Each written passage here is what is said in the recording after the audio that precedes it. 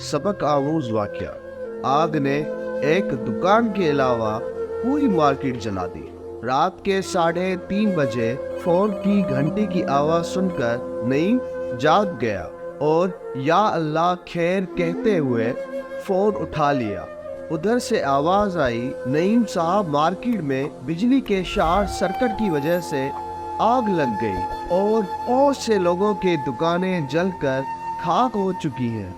आप जितनी जल्दी हो सके यहाँ तशरीफ लाएं और अपनी दुकान संभालें। दूसरी तरफ से उसका जानने वाला ये खबर उसको सुना रहा था। नईम ने जवाब दिया, अल्लाह मेहरबानी फरमाए, अब नमाज का वक्त होने वाला है, मैं नमाज के बाद आ जाऊंगा। ये बात सुनकर फोन करने वाला हैरान हो गया और कहने लगा, हद हो गई यार, अभी तक अगर कुछ बच भी गया तो आपके नमाज पढ़ने तक भस्म हो जाएगा। नईम ने जवाब दिया, कोई बात नहीं, अल्लाह मालिक है। ये कहकर उसने फोन रख दिया। इत्मीनान से नमाज अदा की, अपने रब से दुआ मांगी और गाड़ी निकालकर मार्केट की तरफ चल पड़ा।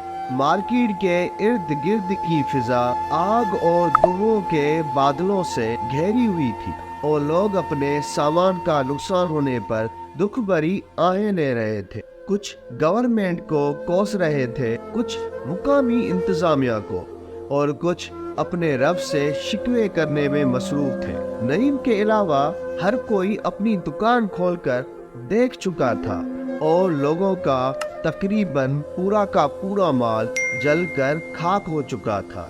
उसने सबके सामने अल्लाह का नाम लेकर अपनी दुकान खोली तो लोगों की आंखें हैरानी से खुली की खुली रह गई जब उन्होंने देखा कि उसका सारा माल सलामत था। लेकिन नईम की नजरें बेचैनी से कपड़े के एक थान में देख रही थी जिसको आग ने एक साइड से मामूली सा जला दिया था। लोगों ने हैरानी से कहा, तुम्हारा माल बच गया है और तुम एक थान के हल्का सा जल जाने पर परेशान हो।